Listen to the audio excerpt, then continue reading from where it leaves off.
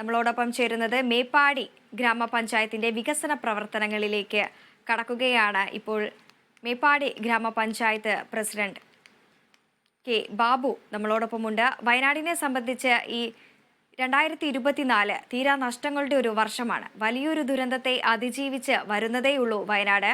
ഈ ഉരുൾപൊട്ടൽ ഏറ്റവും കൂടുതൽ ബാധിച്ച 4 വാർഡുകളായ പുത്തുമല, അട്ടമല, മുണ്ടക്കൈ, ചൂരൽമലയെല്ലാം മേപ്പാടി ഗ്രാമപഞ്ചായത്തിലാണ് ഉള്ളത്. ഇപ്പോൾ വയനാട് ജില്ലയിലെ മേപ്പാടി ഗ്രാമപഞ്ചായത്ത് പ്രസിഡന്റ് ബാബുവാണ് നമ്മളോടൊപ്പം ഉള്ളത്. സ്വാഗതം ശ്രീ ബാബു.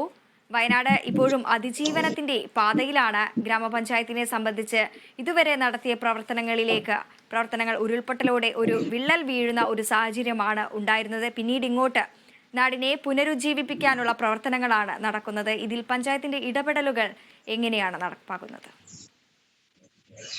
ഈ ഭരണസമിതിന്റെ തുടക്കത്തിൽ തന്നെ നമ്മൾ കൊറോണയായിട്ട് ബന്ധപ്പെട്ട കാലഘട്ടത്തിലാണ് ഭരണസമിതി അധികാരത്തിൽ വരുന്നത്. അതിനുശേഷം നമ്മൾ തുടർച്ചയായിട്ട് ഉള്ള കുറെ പ്രശ്നങ്ങൾ ഉണ്ടായിരുന്നു. അതിലൊന്നാണ് മുണ്ടക്കൈ ഉരുൾപൊട്ടലുമായിട്ട് ബന്ധപ്പെട്ട കാര്യങ്ങൾ. മുണ്ടക്കൈ ഉരുൾപൊട്ടൽ നമ്മളെ സംബന്ധിച്ച്, നമ്മളെ രാജ്യത്തെ സംബന്ധിച്ച് തന്നെ വളരെ ഒരു പ്രയാസം ഉണ്ടാക്കിയ ഒരു കാര്യം കൂടിയായിരുന്നു. നമ്മളെ സംബന്ധിച്ച് അവിടെ ആൾക്കാരെ നമ്മളെ തുടക്കത്തിൽ ക്യാമ്പിലേക്ക് മാറ്റുകയും അവിടുന്ന് ഇപ്പൊ സർക്കാർ സഹായത്തോടെ വിവിധ ജില്ലയുടെ വിവിധ ഭാഗങ്ങളിൽ അവരെ വാടകയ്ക്ക് താമസിപ്പിക്കുകയാണ് ചെയ്യുന്നത്. ഇപ്പോൾ അതുമായി ബന്ധപ്പെട്ട് ഇനി പുനരധിവാസമാണ് ആവശ്യം. അത് സർക്കാർ തലത്തിൽ ഇപ്പോൾ ഫൈനൽ ലിസ്റ്റ് ആയിട്ടുണ്ട്. സ്ഥലമെടുപ്പുമായിട്ട് സർക്കാർ മുന്നോട്ട് പോകുന്നുണ്ട്. അപ്പോൾ ആ കാര്യങ്ങളൊക്കെ തന്നെ എത്രയും പെട്ടെന്ന് നടക്കുമെന്നാണ് പ്രതീക്ഷ. 500 വീടുകളാണ് ഭവന പദ്ധതിയിലൂടെ കൊടുക്കാൻ സാധിച്ചത് വരെ. അതുപോലെ തന്നെ പഞ്ചായത്തിന്റെ ഉടമസ്ഥതയിലുള്ള സ്കൂളുകൾ, അംഗനവാടികൾ, ഇതൊക്കെ തന്നെ പഞ്ചായത്തിന്റെ ഫണ്ടും അതുപോലെ തന്നെ നമ്മുടെ പല സംഘടനകളായിട്ട് യോജിച്ചുകൊണ്ടുള്ള പ്രവർത്തനങ്ങൾ നടത്തുന്നുണ്ട്. അതുപോലെ തന്നെ മേപ്പാടി ഗ്രാമപഞ്ചായത്തിലെ മിക്ക അംഗനവാടികളും സ്മാർട്ട് അംഗനവാടിയാവും. പിന്നെ മൂന്നാമത് ജലജീവൻ മിഷൻ വേഗത്തിലാക്കുവാൻ വേണ്ടി മേപ്പാടി ഗ്രാമപഞ്ചായത്ത് സ്വന്തമായി ഹാരിസൺ പ്ലാന്റേഷനിൽ നിന്നിട്ട് ഭൂമി ലഭ്യമാക്കുകയും അവിടെ ടാങ്കും മറ്റ് സംവിധാനവും ഒരുക്കേണ്ട നടപടികൾ സ്വീകരിച്ചു. പിന്നെ പഞ്ചായത്തിൽ 2020-22 സാമ്പത്തിക വർഷം 1000 സ്ട്രീറ്റ് ലൈറ്റ് ആണ് നമ്മൾ വാർഡുകൾ വെച്ചിട്ടുള്ളത്. അതുപോലെ തന്നെ ഈ പ്രാവശ്യം നമ്മൾ 35 ലക്ഷം രൂപ ഈ ആവശ്യത്തിനായിട്ട് മാറ്റി വെച്ചിട്ടുണ്ട്. പിന്നെ അതുപോലെ ടൗണിലെ പഞ്ചായത്തുകൾ നവീകരിച്ച് പൊതുജനങ്ങൾ വിട്ടുകൊടുക്കുന്ന ആവശ്യത്തിന് വേണ്ടി അതിന്റെ ടെൻഡറിന്റെ നടപടി പൂർത്തീകരിച്ചിട്ടുണ്ട്. പഞ്ചായത്ത് ബസ് സ്റ്റാൻഡിൽ പൊതു ശൗചാലയം ടേക്ക് ബ്രേക്ക് പദ്ധതി പൂർത്തീകരിക്കുന്നതിന് വേണ്ടി അതിന്റെ പ്രവർത്തനം നല്ല രീതിയിൽ നടന്നു വരുന്നുണ്ട്. അതിന്റെ പ്രവർത്തനം പുരോഗതി കൈവരിച്ചിട്ടുണ്ട്.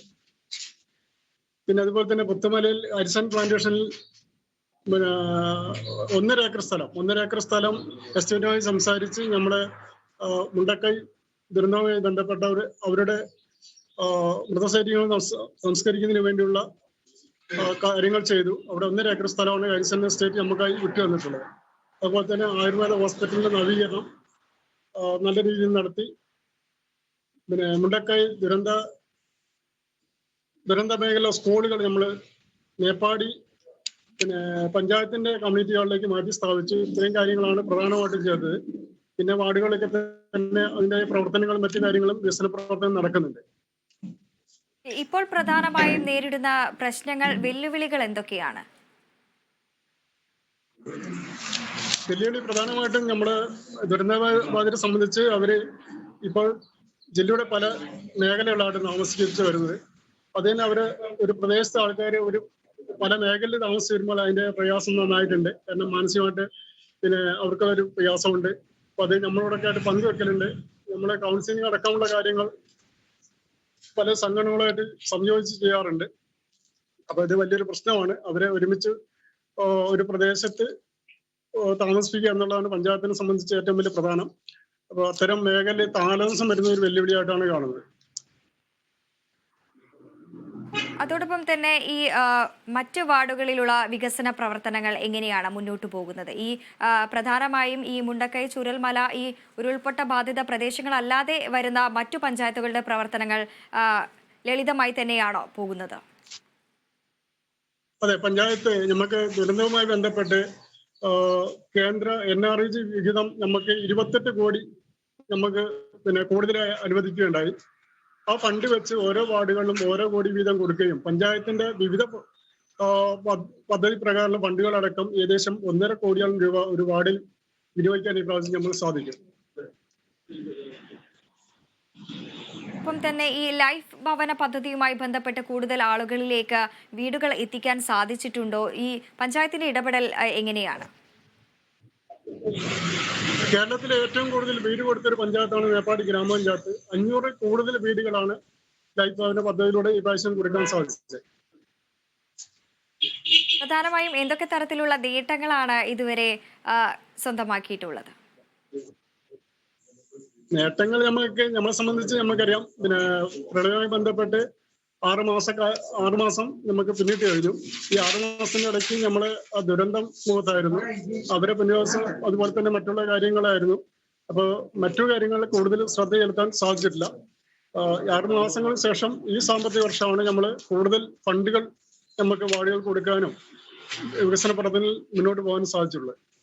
ഒപ്പം തന്നെ ഈ മറ്റു മേഖലയിലുള്ള ആളുകളൊക്കെ ഈ പിന്നാക്കാവസ്ഥയിൽ പെടുന്ന ആളുകളെല്ലാം കൂടുതലായിട്ടുള്ള ഒരു മേഖല കൂടി തന്നെയാണ് ഈ മേപ്പാടി ഗ്രാമപഞ്ചായത്തിലുള്ളത്.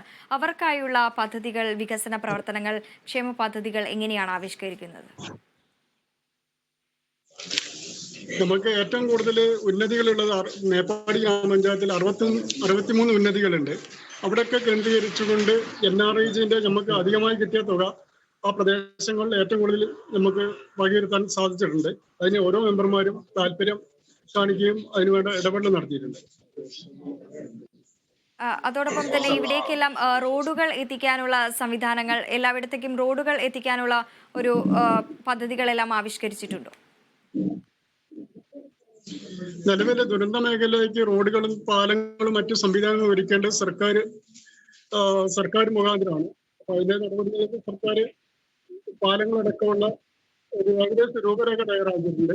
അത് സർക്കാരിന്റെ നേരിട്ട് നടത്തുന്ന പരിപാടികളായതുകൊണ്ട് പഞ്ചായത്തിന് നേരിട്ട് ഇടപെടൽ നടത്താൻ സാധിക്കും.